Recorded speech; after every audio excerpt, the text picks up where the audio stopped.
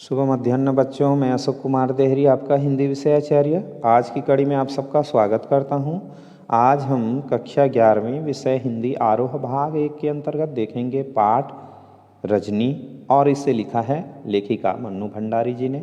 पाठ पर चर्चा शुरू करें इससे पहले मैं आपसे अनुरोध करना चाहूँगा, यदि अब तक आपने हमारे चैनल अशोक कुमार देहरी हिंदी क्लासेस को सब्सक्राइब नहीं किया है और आप इस चैनल में नए हैं तो प्लीज़ सब्सक्राइब कीजिए, लाइक कीजिए, कमेंट कीजिए और अपने दोस्तों को शेयर भी कर दीजिए। और यदि आपने सब्सक्राइब कर रखा है तो कोई आवश्यकता नहीं है, सब्सक्राइब एक बार होती है, लाइक कमेंट और शेयर बार बार होता है। तो आइए ज़्यादा देर न करते हुए पाठ पर चर्चा शुरू करते हैं। देख लेते हैं आगे का दृश्य। नया दृश्य, किसी अखबार का दफ्तर अर्थात अखबार का दफ्तर दिखाया गया है। कमरे में संपादक बैठे हैं, साथ में 3-4 स्त्रियों के साथ रजनी बैठी है। संपादक अर्थात जो दफ्तर में अखबार का संपादन करते हैं। संपादक, आपने तो इसे बाकायदा अर्थात नियमानुसार एक आंदोलन का रूप ही दे दिया। बहुत अच्छा किया। इसके बिना यहाँ चीज़ें बदलती भी तो नहीं हैं। शिक्षा के क्षेत्र में फैली इस दुकानदारी को तो बंद होना ही चाहिए, इस प्रकार से संपादक कहता है। रजनी एकाएक जोश में आकर कहती है, आप भी महसूस करते हैं ना ऐसा? तो फिर साथ दीजिए हमारा। अखबार यदि किसी इश्यू को उठा ले अर्थात किसी मुद्दे को उठा ले और लगातार उस पर चोट करता रहे तो फिर वह थोड़े से लोगों की बात नहीं रह जाती, सबकी बन जाती है। आंख मूंद कर नहीं रह सकता फिर कोई उससे। आप सोचिए जरा, अगर आपके खिलाफ कोई नियम बनता है तो फिर आवेश के मारे जैसे बोला नहीं जा रहा हो। कहती है, कितने पेरेंट्स को राहत मिलेगी, कितने बच्चों का भविष्य सुधर जाएगा, उन्हें अपनी मेहनत का फल मिलेगा, माँ बाप के पैसे का नहीं।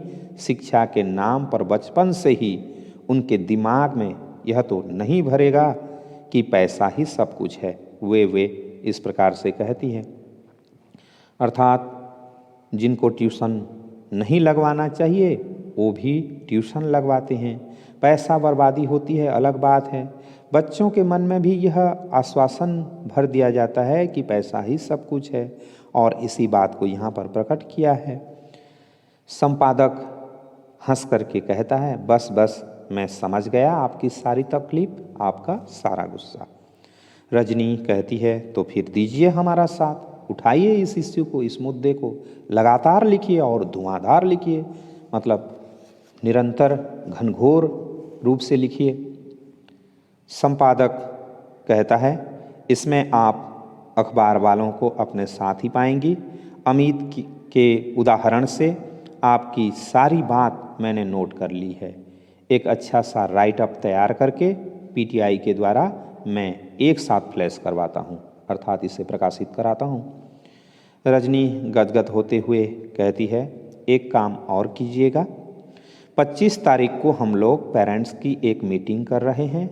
राइट अप के साथ, मतलब आपकी जो लेख है, लेख के साथ इसकी सूचना भी दे दीजिए तो सब लोगों तक खबर पहुंच जाएगी।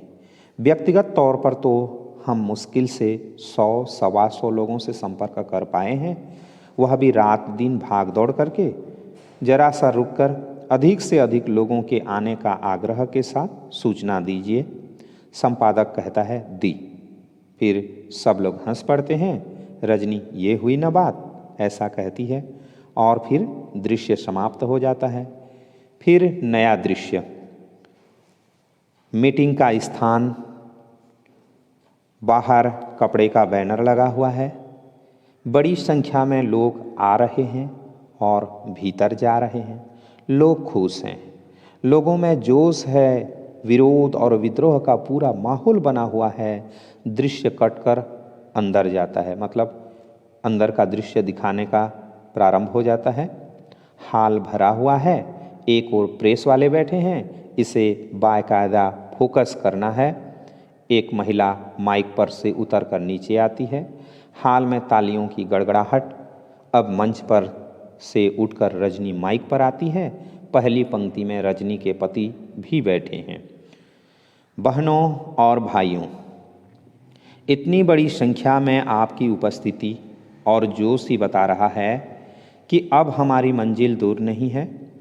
इन 2 महीनों में लोगों से मिलने पर इस समस्या के कई पहलू हमारे सामने आए। कुछ अभी आप लोगों ने भी यहाँ सुने। फिर कुछ रुक करके कहती है, यह भी सामने आया कि बहुत से बच्चों के लिए ट्यूशन जरूरी भी हैं।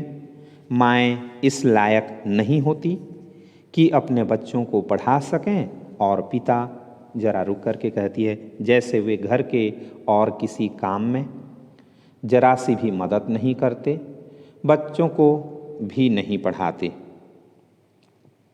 ठहाका कैमरा उसके पति पर भी जाए।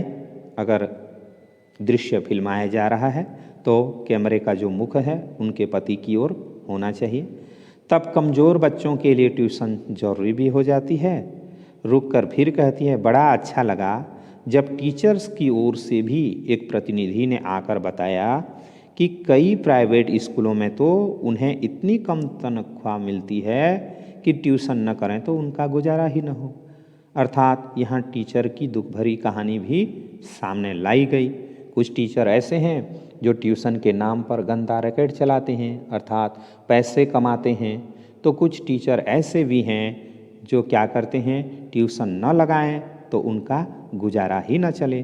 तो इस प्रकार की घटनाएं भी यहाँ सामने आई।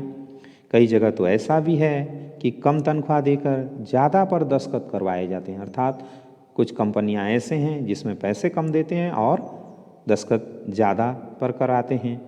ऐसे टीचर से मेरा अनुरोध है कि वे संगठित होकर एक आंदोलन चलाएं और इस अन्याय का पर्दाफाश करें। हाल में बैठा हुआ पति धीरे से फुसफुसाता है, लो अब एक और आंदोलन का मसाला मिल गया। कैमरा फिर रजनी पर। इसलिए अब हम अपनी समस्या से जुड़ी सारी बातों को नज़र में रखते हुए ही बोर्ड के सामने यह प्रस्ताव रखेंगे कि वह ऐसा नियम बनाए। फिर एक एक शब्द पर जोर देते हुए कहती है कि कोई भी टीचर अपने ही स्कूल के छात्रों का ट्यूशन नहीं करेगा। रुक करके फिर कहती है, ऐसी स्थिति में बच्चों के साथ जोर ज़बरदस्ती करने, उनके नंबर काटने की गंदी हरकतें अपने आप बंद हो जाएगी। साथ ही यह भी हो कि इस नियम को तोड़ने वाले टीचर्स के खिलाफ सख्त से सख्त कार्यवाही, मतलब कठिन से कठिन कार्यवाही की जाएगी। अब आप लोग अपनी राय दीजिए। ऐसा कह करके रजनी पूछती है, बाकी लोगों से उनकी राय मांगती है। सारा हाल अप्रूव्ड की आवाज़ों और तालियों की गड़गड़ाहट से गूंज उठता है। अर्थात सारा जो हाल है स्वीकृति को दर्शाता है और दृश्य समाप्त हो जाता है। फिर नया दृश्य प्रारंभ हो जाता है। इस समय रजनी का फ्लैट, सवेरे का समय है। कमरे में पति अखबार पढ़ रहा है। पहला पृष्ठ पलटते ही रजनी की तस्वीर दिखाई देती है। जल्दी जल्दी पढ़ता है, फिर एकदम चिल्लाता है। पति कहता है, अरे रजनी रजनी सुनो तो, बोर्ड ने तुम लोगों का प्रस्ताव ज्यों का त्यों स्वीकार कर लिया। पति थोड़े से चापलूस जैसे हैं, पत्नी की चापलूसी करते हुए इस प्रकार से बोलते हैं। रजनी भीतर से दौड़ती आती है, अखबार छीनकर जल्दी जल्दी पढ़ती है। चेहरे पर संतोष, प्रसन्नता और गर्व का भाव दिखाई देता है। रजनी आगे कहती है, तो मान लिया गया हमारा प्रस्ताव, बिल्कुल जैसा का तैसा, और बन गया यह नियम। खुशी के मारे अखबार को ही छाती से चिपका लेती है। मैं तो कहती हूँ कि अगर डट कर मुकाबला किया जाए तो कौन सा ऐसा अन्याय है जिसकी धज्जियाँ न बिखेर दी जा सकती है। पति मुग्ध भाव से उसे देखते हुए, मतलब प्रसन्नता भरे भाव से उसे देख रहा है। I am proud of you Rajni, अर्थात मुझे आप पर गर्व है। रियली वास्तव में I am very proud of you, वास्तव में मैं आप पर बहुत गर्व करता हूँ। रजनी इतराती हुई, 2 महीने तक लगातार मेरी धज्जियाँ बिखरने के बाद फिर दोनों हंसते हैं। लीलाबेन, कांति भाई और अमित का भी प्रवेश होता है। लीलाबेन, उस दिन तुम्हारी जो रसमलाई रह गई वह आज खाओ, इस प्रकार से कहती है। और कांति भाई और सबके हिस्से की तुम ही खाओ, ऐसे कहते हैं। अमित दौड़कर अपने हाथ से उसे रसमलाई खिलाने जाता है, पर रजनी उसे अमित के मुंह में ही डाल देती है। सब हंसते हैं और हंसी के साथ ही धीरे धीरे दृश्य समाप्त हो जाता है। तो यह जो पटकथा थी इस प्रकार से होती है कि इस प्रकार से एक रैकेट का पर्दाफाश हो जाता है। तो आज के लिए इतना ही। आशा करता हूँ आज का वीडियो आपको ज़रूर अच्छा लगा होगा। वीडियो को शुरू से अंत तक देखने के लिए धन्यवाद।